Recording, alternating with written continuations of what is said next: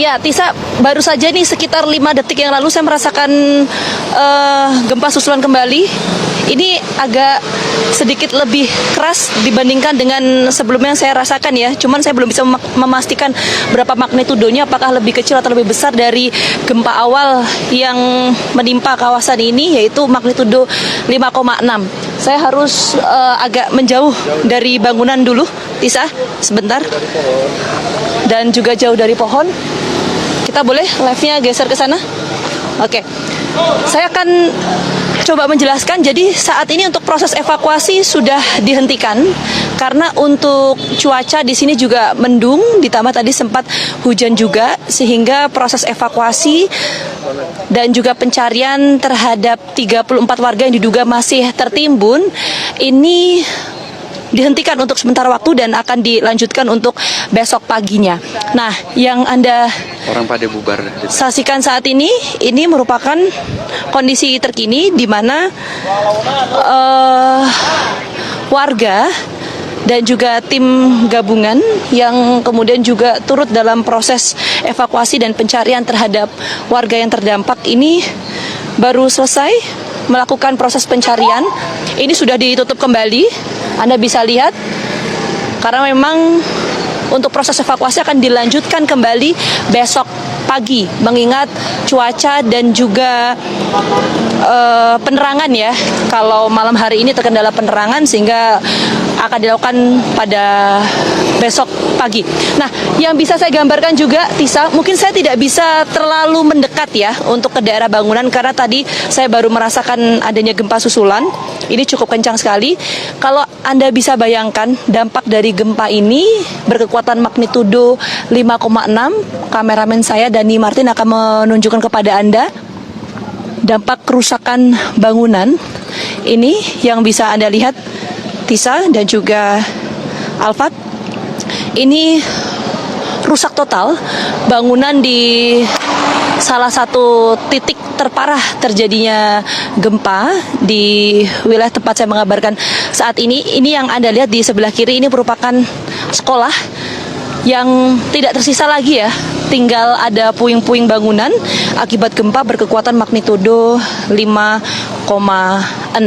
Nah, memang kalau kita lihat wilayah ini, Tisa, tempat saya mengabarkan yaitu di wilayah Kabupaten Cianjur, ini memang dikatakan oleh BMKG juga ya bahwa ini merupakan wilayah yang sering sekali terjadi gempa dan rawan gempa, karena memang kalau kita bicara dalam perspektif tektoniknya begitu ya, ini memang merupakan wilayah seismik aktif dan dilalui jalur gempa, sehingga ini kemudian menjadi alasan kenapa daerah ini sering sekali terjadi gempa dan rawan gempa. Nah, kalau Anda lihat bangunan-bangunan di sekitar lokasi ini yang terdampak cukup parah, seperti tadi ada sekolahan, bahkan juga rumah. Saya akan coba mendekat ya. Rumah yang terdampak dan mengalami kerusakan. Ini dikatakan juga oleh pihak BMKG bahwa untuk lokasi yang memang ini dinyatakan sebagai lokasi rawan gempa, struktur bangunan di wilayah yang terdampak salah satunya tempat saya mengabarkan saat ini tidak memenuhi standar tahan gempa. Bahkan BMKG juga mengatakan bahwa banyak sekali rumah yang dibangun tanpa mengindahkan struktur aman gempa karena menggunakan besi tulangan dan semen standar. Nah, jadi Anda bisa lihat bangunan yang kemudian mengalami kerusakan. Sebetulnya yang Anda saksikan saat ini tidak mengalami kerusakan yang signifikan dibandingkan dengan yang di bagian dalam ya, yang tadi kami sempat menuju ke titik evakuasi. Kami tidak bisa ke sana untuk saat ini karena untuk keamanan juga.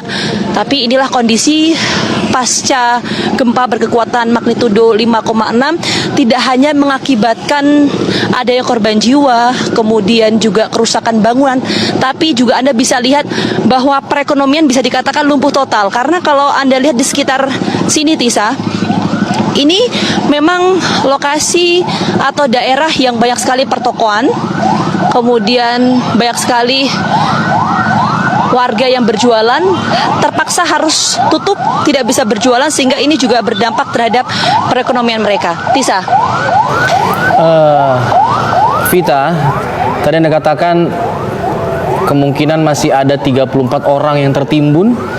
Ini berdasarkan dari informasi petugas tempat, tentu saya berasumsi seperti itu. Ini mereka berada di mana 34 orang ini? Perumahankah?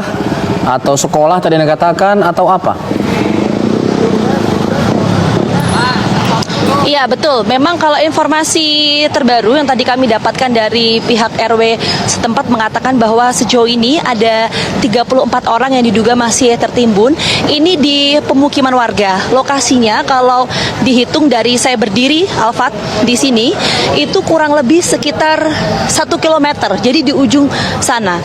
Jadi di sana ada pemukiman padat penduduk yang saat ini kondisinya rata dengan tanah karena tertimbun material longsor, sehingga tidak ada bangunan yang nampak sama sekali. Jadi semuanya rata dengan tanah. Nah, itulah kemudian yang menjadi fokus perhatian dari tim gabungan untuk melakukan proses evakuasi karena masih ada diduga 34 orang yang tertimbun di sana.